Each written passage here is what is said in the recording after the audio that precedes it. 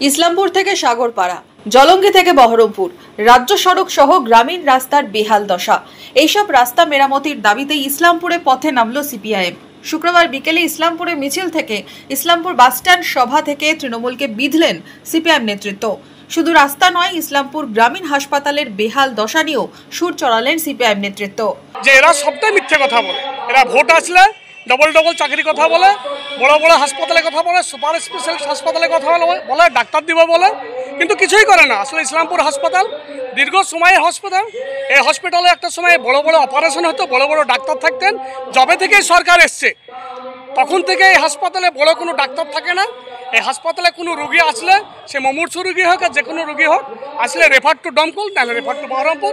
এর বাইরে কিছু করার ক্ষমতা নেই। রাস্তা দিয়ে কী বলে হাসপাতালের ছাদ দিয়ে জল পড়ে, এ মেরামতের কোনো উদ্যোগ নাই। এরা মিথ্যা কথা বলে, মিথ্যা কথাটাই বলে যাচ্ছে। যদিও সিপিএম এর পাল্টা তৃণমূলের দাবি, ইসলামপুর গ্রামীণ হাসপাতালে উন্নয়ন হয়েছে তাদের আমলেই, আরও হবে।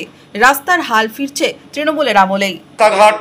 রাস্তাঘাট যথেষ্ট উন্নয়ন হয়েছে, রাস্তাঘাট প্রচুর হয়েছে। আপনি গ্রামগঞ্জে ঢুকবেন, বামফ্রন্টের সময় একটা পুলিশ পাহাড়পুরে কিংবা লচুমপুরে কিংবা হুড়সিতে ঝামেলা হলে পৌঁছাতে পারতো না, দুদিন সময় লাগতো। বর্ষাকালে তো যাওয়ার কোনো অপশনই ছিল না, সুযোগই ছিল না। আজকের দিনে সুন্দর স্পেশালভাবে ঘুরে বেড়াচ্ছে মানুষ। রাস্তাঘাট পরিষেবা যথেষ্ট আছে। ইসলামপুর জনগণের হাসপাতাল, এই হাসপাতালটা ভালো হোক সকলেই চাইবে। আমাদের মানবিক বিধায়ক উনিও চাইছেন। আর এই হসপিটালটা এই 2-1 বছরে নষ্ট হয়নি।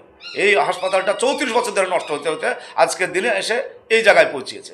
তারপরেও অনেকগুলো নতুন বিল্ডিং আমাদের বিধায়কের সময় হয়েছে, অনেকগুলো নতুন বিল্ডিং চালু হয়েছে আমাদের বিধায়কের সময়।